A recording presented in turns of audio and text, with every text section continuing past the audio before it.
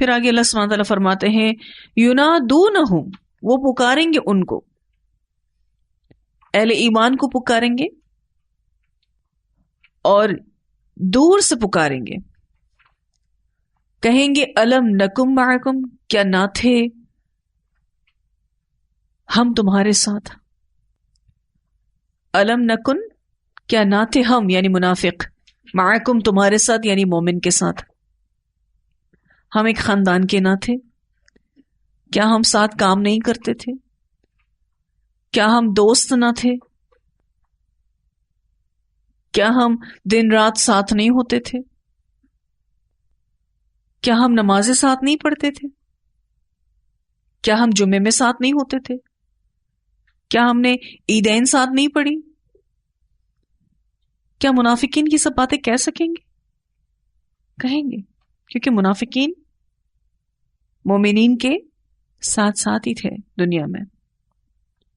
وہ کہیں گے الم نکم معکم، اور وہ جو کہہ رہے ہوں گے وہ ٹھیک ہی کہہ رہے ہوں گے، کیونکہ ایک فیملی سے تعلق رکھنے والے کچھ مومنین ہوتے ہیں، کچھ منافقین ہوتے ہیں. کہیں گے ہم ایک خاندان کے نہیں تھے؟ کیا ہم رشتہ دار نہیں تھے؟ دوست بھی ہو سکتے ہیں. کہیں گے کیا ہم دوست نہیں تھے؟ ایک قوم کے بھی ہو سکتے ہیں.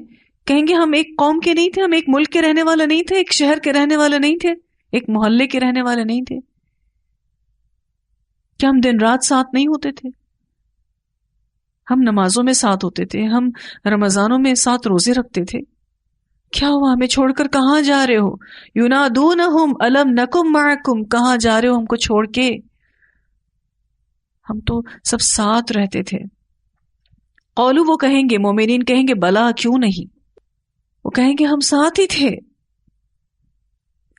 لیکن جسموں کے اعتبار سے، تم ارادوں اور دلوں کے اعتبار سے ہمارے ساتھ نہ تھے.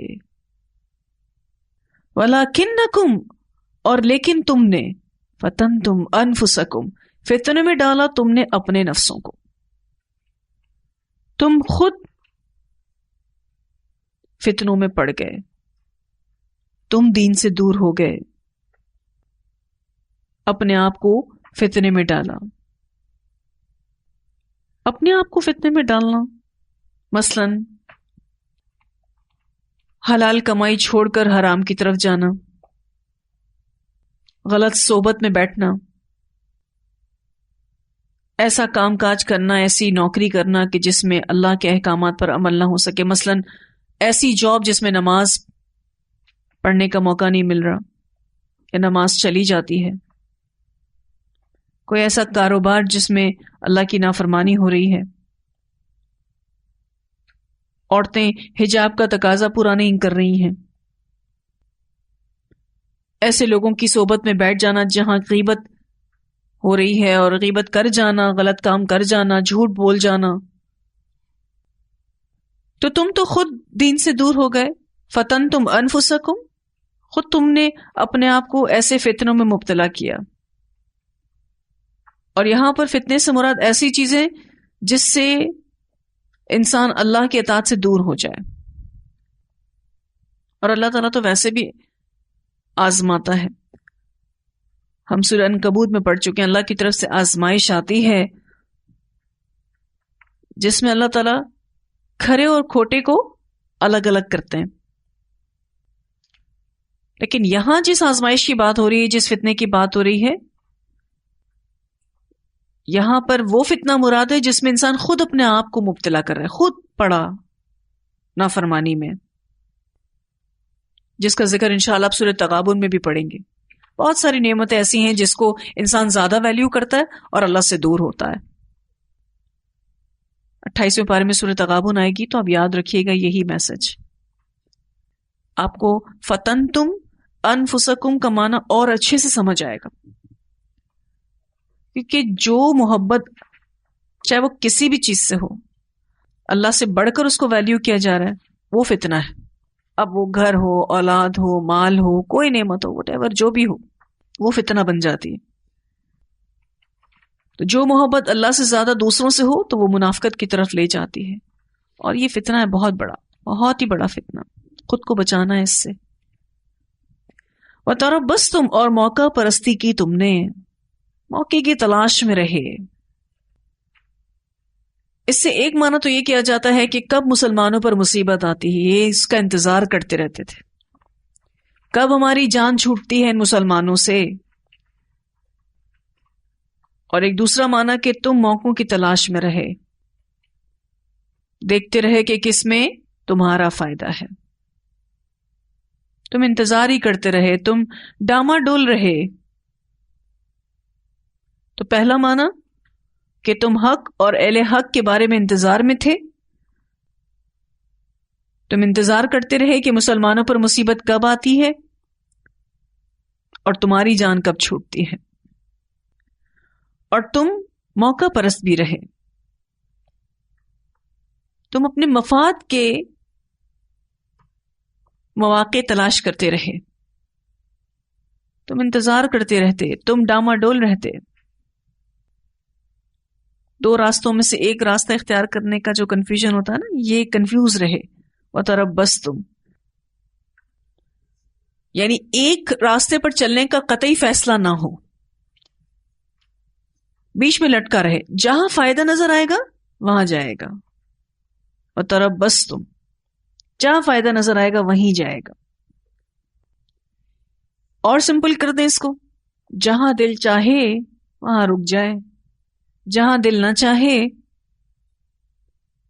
وہاں سے غائب ہو جائے. اس کو ہم یوں بھی سمجھ سکتے ہیں وَتَرَبَّصْتُمْ کو کہ مفاد کا بندہ، خواہشات کا بندہ. بہت ہی گہرا لفظ ہے، کوشش کروں گی آپ کو اس کو سمجھانے کی. مثلا ٹھہر جانا، انتظار کرنا، نیکی میں انتظار کرتے رہنا. کوئی دوسرا کر لے تو اچھا ہے، نیکی میں انتظار کرتے رہنا. شہرت کے لیے کام کرنا ورنہ آرام کرنا. اپنے آپ کو بچا بچا کے رکھنا. ایسے شخص کو ابن الوقت کہتے ہیں. ابن الوقت جس کو اللہ سے محبت ہوتی ہے وہ بڑا بین ہوتا ہے، بڑا واضح ہوتا ہے، ہر وقت حاضر ہوتا ہے، اس کا گول بھی بڑا واضح ہوتا ہے اور اس کی ترجیحات بھی بڑی واضح ہوتی ہیں. جو اللہ کے لیے محبت کرتا ہے اس کو پتا ہوتا ہے میرا یہ مقصد ہے اور میری یہ ترجیحات ہیں اور میں نے یہ کام اپنا یوں کرنا ہے. لیکن منافق ایسا نہیں ہوتا، وہ انتظار کرتا رہتا ہے. تو منافقین جو ہے وہ تربستوں میں جو ڈاما ڈول رہتے ہیں نا، یہ اس کو اگر اور اچھے سے آپ سمجھ سکتے ہیں تو یوں کہ وہ دین اور دنیا کے بیچ میں ڈاما ڈول رہتے ہیں. ان کو اگر دین میں فائدہ نظر آتا ہے تو دین کی طرف آ جاتے ہیں، دنیا میں فائدہ نظر آتا ہے تو دین کو چھوڑ کے دنیا کی طرف آ جاتے ہیں. یہ فائدے کے بندے ہیں. اور اسی بات کا ذکر یہاں پر منافقین کو مومنین کر رہے ہیں، یہ کہہ کر کے وَلَكِنَّكُمْ فَتَنْتُمْ أَنفُسَكُمْ وَتَرَبَّصْتُمْ. ایک لفظ ہے لیکن بہت گہرا ہے. ایک لفظ وَتَرَبَّصْتُمْ. ہم سب کو اپنے آپ کو چیک کرنا ہے کہ ہم کہیں منافقین کی طرح مفاد پرست تو نہیں ہیں، موقع پرست تو نہیں ہیں، دین اور دنیا کے بیچ میں ڈاما ڈولتے نہیں رہتے، نیکی میں انتظار تو کرتے نہیں رہتے. کیا ہمیں شہرت کی چاہ ہے؟ اگر ہم کام کر رہے ہیں اس لیے کہ ہمیں شہرت چاہیے، ورنہ ہمیں آرام زیادہ مطلوب ہے. کہیں ہم اپنے آپ کو بچا بچا کے تو نہیں رکھتے. ہمیں پتہ ہے مومنین کی طرح اپنے مقاصد کے بارے میں، ہمیں پتہ ہے مومنین کی طرح اپنے ترجیحات کے بارے میں خود سے ہم سب کو پوچھنا ہے. کیونکہ مومن بڑا واضح ہوتا ہے اپنے مقاصد کے اعتبار سے اور اپنی ترجیحات کے اعتبار سے. وہ شیک نہیں ہوتا، ادھر ادھر نہیں ہوتا. آپ منافقین کے بارے میں پہلے بھی پڑھ چکے ہیں، نہ ادھر کے نہ ادھر کے. وَارْتَبْتُمْ اور شک میں پڑے رہے تم. وَارْتَبْتُمْ کا لفظ رایا با سے ہے، ریب شک کو کہتے ہیں. تم اسلام کے بارے میں شک میں پڑے رہے، تم بعث بعد الموت کے بارے میں شک میں پڑے رہے. جو پہلا معنی ہے کہ تم اسلام کے بارے میں شک میں پڑے رہے، پتہ نہیں یہ اسلام صحیح بھی ہے یا نہیں، محمد صلی اللہ علیہ وسلم جو بتا رہے ہیں وہ صحیح بھی ہے یا نہیں. یہ دین کے معاملے کی ایسی کیفیت ہے کہ انسان کو کچھ کرنے نہیں دیتی. جو شخص بھی شک میں مبتلا ہوتا ہے وہ کچھ کرنے کے قابل نہیں ہوتا. پھر بعد بعد الموت کے بارے میں بھی شک میں تھے، آخرت آئے گی یا نہیں، جو کر رہے ہیں اس کا اجر ملے گا یا نہیں. اللہ کے وعدوں پر یقین نہیں تھا. وغرتکم الامانی، اور دھوکے میں ڈالا تم کو خواہشات نے. دنیا کے معاملے میں اینڈلیس خواہشات، نہ ختم ہونے والی خواہشات، اور آخرت کے معاملے میں ان کا غرہ یہ تھا کہ یہ بخش دیے جائیں گے. پہلا معنی دنیا کے معاملے میں نہ ختم ہونے والی خواہشات سے مراد یہ ہے کہ ابھی تو مجھے یہ کرنا ہے، دنیا میں یہ حاصل کرنا ہے، میں ابھی دین پر عمل نہیں کر سکتی. ابھی بچے چھوٹے ہیں تو قرآن نہیں پڑھ سکتے، ابھی نئی شادی ہوئی ہے تو قرآن نہیں پڑھ سکتے، ابھی پڑھائی چل رہی ہے تو قرآن نہیں پڑھ سکتے، ابھی بچوں کی شادیاں کرنی ہے تو قرآن نہیں پڑھ سکتے. آپ دیکھیں لوگوں کی یہی ایشوز ہیں، وہ یہی بتا رہے ہوتے ہیں. مرد حضرات جاب ہے، کاروبار ہے، اس لیے قرآن نہیں پڑھ سکتے. جو قرآن نہیں پڑھے گا تو کہاں سے سمجھ میں آئے گا اور کہاں سے پھر عمل بدلے گا، کہاں سے انجام اچھا ہوگا. تو جو پہلا معنی ہے دنیا کے معاملے میں نہ ختم ہونے والی خواہشات، اس سے مراد یہ ہے کہ ابھی ہمیں بہت دنیا حاصل کرنی ہے، ابھی ہم دین کو ٹائم نہیں دے سکتے. اور دنیا بنانے کی طلب اور خواہش پوری کرتے کرتے کرتے کرتے اللہ کو اتنا ناراض کر دیا اور موت آ گئی. اور یہی ایشوز لوگ بیان کر رہے ہوتے ہیں. ابھی پڑھائی چل رہی ہے، ابھی بچے چھوٹے ہیں، ابھی کوئی نوکری ہے، کوئی کاروبار ہے، ہم دین کو ٹائم نہیں دے سکتے. نہ دین کو پڑھنے کا ٹائم ہے، نہ سمجھنے کا ٹائم ہے، اور نہ ہی عمل کرنے کا. اور اگر تھوڑا بہت دین سیکھ بھی لیتے ہیں تو بھی سمجھتے ہیں کہ بہت کچھ کر لیا. دنیا میں ایسی سوچ نہیں آتی. دنیا تو جتنی بھی حاصل ہو رہی ہے اس کے لیے یہ سوچ نہیں آتی. اور یہ جو دوسرا معنی ہے کہ آخرت کے معاملے میں بھی یہ دھوکے میں پڑے ہوئے تھے کہ ہمیں آخرت میں بخش دیا جائے گا، ہمیں معاف کر دیا جائے گا. کچھ نہ کر کے بھی سمجھتے تھے کہ ہم بخش دیے جائیں گے. حتی یہاں تک کہ جاء امر اللہ، آگے اللہ کا فیصلہ. امر اللہ سے مراد یہاں پر موت ہے، قیامت ہے، اور بندے کے فیصلے کا وقت ہے. یہاں تک کہ آ گیا اللہ کا فیصلہ. وغرکم، اور دھوکے میں ڈالا تم کو، باللہ الغرور، اللہ کے بارے میں بڑے دھوکے باز نے. مراد شیطان ہے. شیطان نے ہی ان کو یہ دھوکا دے رکھا تھا کہ کوئی بات نہیں، کر لو گناہ، اللہ غفور رحیم ہے، اللہ تمہیں کچھ نہیں کہے گا. اتنے غلط کر رہے ہیں لوگ، تم اگر تھوڑا بہت غلط کر لو گے تو کیا ہو گیا. اتنی وضاحت کے ساتھ ان منافقین کے عمل کو کیوں واضح کیا گیا؟ تاکہ ہم اپنا عمل ٹھیک کر سکیں. ایک ایک حصے کو آپ دیکھیں کس طریقے سے واضح کیا گیا. وَلَكِنَّكُمْ فَتَنْتُمْ أَنفُسَكُمْ، نمبر 1. نمبر 2 وَتَرَبَّصْتُمْ، پھر نمبر 3 وَارْتَبْتُمْ، اور نمبر 4 وَغَرَّتْكُمُ الْأَمَانِي. منافقین کے طرز عمل کو واضح کیا گیا تاکہ ہم اپنا عمل ٹھیک کر سکیں، ہم اپنے عمل کو چیک کر سکیں. کہیں ایسا نہ ہو کہ بجائے نور بڑھانے کے ہم اپنے اعمال سے اپنے نور کو کم کریں. پھر اللہ سبحانہ تعالیٰ فرماتے فَالْيَوْمَ، تو آج، لَا يُؤْخَذُ مِنْكُمْ، نہ لیا جائے گا تم سے، فِدْيَةٌ، کوئی فدیہ، وَلَا مِنَ الَّذِينَ كَفَرُوا، اور نہ ان لوگوں سے جنہوں نے کفر کیا. نہ ان سے لیا جائے گا، یعنی منافقین سے لیا جائے گا، اور نہ کفار سے لیا جائے گا. اللہ تعالیٰ نے منافقین اور کفار کا ایک ساتھ ذکر کیا گیا. ان منافقین کا انجام کفار کے ساتھ اس لیے کیونکہ انہوں نے بھی دین سے بغض رکھا، یہ عمل سے دور تھے اور یہ خواہشات کے بندے تھے بالکل کفار کی طرح. اسی لیے ان منافقین کا انجام کفار کے ساتھ ہوگا. دنیا کے اعتبار سے مسلمان تھے مگر انجام کے اعتبار سے کافروں کے ساتھ ہوں گے. بظاہر مسلمان لیکن قول و فعل میں تضاد. مأواکم النار، ٹھکانہ تمہارا آگ ہے. یا مولاکم، یہی دوست ہے تمہاری. کون دوست ہے تمہاری؟ یہ آگ، یہ جہنم دوست ہے تمہاری.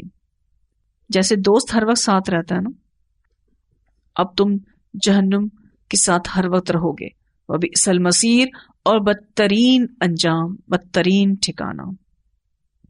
بہت اہم آیات جس میں بڑا غور و فکر، بڑے اسباق ہیں اور اتنا گہرائی کے ساتھ منافقین کو واضح کیا گیا ہے. اللہ کے نافرمان تو کافر بھی ہیں لیکن ان کی بات قرآن پاک میں آپ کو اتنی نہیں ملے گی جتنی بات آپ کو منافقین کی ملے گی. کیونکہ مومنین کے اندر منافقت کو آتے دیر نہیں لگتی. مومن کو ہر وقت اس چیز سے ڈرتے رہنا چاہیے کہ کہیں اس میں منافقت نہ آ جائے. اسی لیے بہت زیادہ دعاؤں کا معاملہ اور اپنے نور کو بڑھانے کا معاملہ ہم سب نے کرنا ہے. یہی ان آیتوں کا میسج ہے. تلاوت سنتے ہیں آیات کی. يوم ترى المؤمنين والمؤمنات يسعى نورهم بين أيديهم وبأيمانهم يوم ترى المؤمنين والمؤمنات يسعى نورهم بين أيديهم وبأيمانهم بشراكم اليوم جنات تجري من تحتها الأنهار خالدين فيها ذلك هو الفوز العظيم. يوم يقول المنافقون والمنافقات للذين آمنوا انظرونا نقتبس من نوركم قيل ارجعوا وراءكم فالتمسوا نورا قيل ارجعوا وراءكم فالتمسوا نورا فضرب بينهم بسور له باب فضرب بينهم بسور له باب باطنه فيه الرحمة وظاهره من قبله العذاب ينادونهم ألم نكن معكم قالوا بلى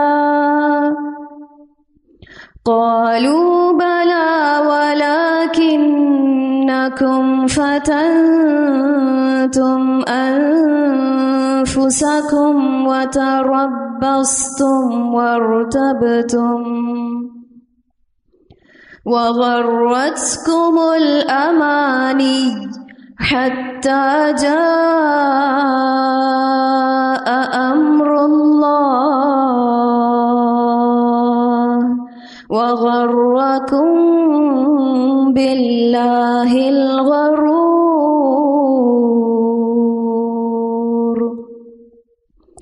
فاليوم لا يؤخذ منكم فدية ولا من الذين كفروا مأواكم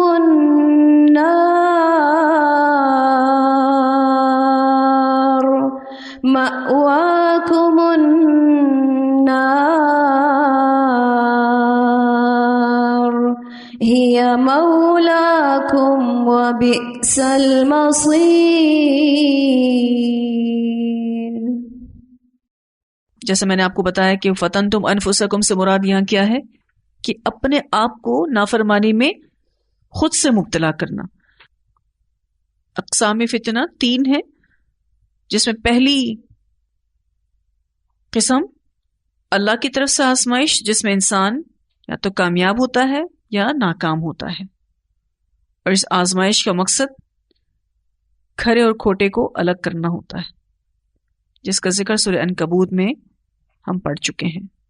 دوسری قسم اہل ایمان کفار کے ہاتھوں سے آزمائے جاتے ہیں، جس کا ذکر انشاءاللہ آپ سورۃ البروج میں پڑھیں گے. اور تیسری قسم خود انسان اپنے آپ کو فتنے میں مبتلا کرتا ہے، جس کا ذکر انشاءاللہ آپ سورۃ تغابن میں بھی پڑھیں گے. اور یہاں پر وَلَٰكِنَّكُمْ فَتَنْتُمْ أَنفُسَكُمْ سے مراد یہی ہے کہ انسان خود اپنے آپ کو فتنے میں مبتلا کرتا ہے، نافرمانی میں مبتلا کرتا ہے. اور یہ فتنہ یہ ہے کہ انسان اللہ سے زیادہ دوسروں سے محبت کرتا ہے، اور یہ چیز اسے منافقت کی طرف لے جاتی ہے. دوسری چیزوں سے محبت میں مثلاً اپنے گھر سے، اپنی اولاد سے، اپنے مال سے، اپنی ازواج سے، اپنے کاروبار سے، کسی بھی چیز سے، اگر اس نے ان چیزوں سے محبت کی اللہ کی محبت سے بڑھ کر، تو یہ چیز اسے منافقت کی طرف لے جائے گی. اور یہاں پر اسی فتنے کی بات ہو رہی ہے.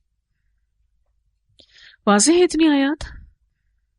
تو الحمدللہ یہ لیسن ہمارا مکمل ہوا. وآخر دعوانا الحمدللہ رب العالمین. سبحانک اللہم و بحمدک، نشہد ان لا الہ الا انت، نستغفرک و نتوب الیک.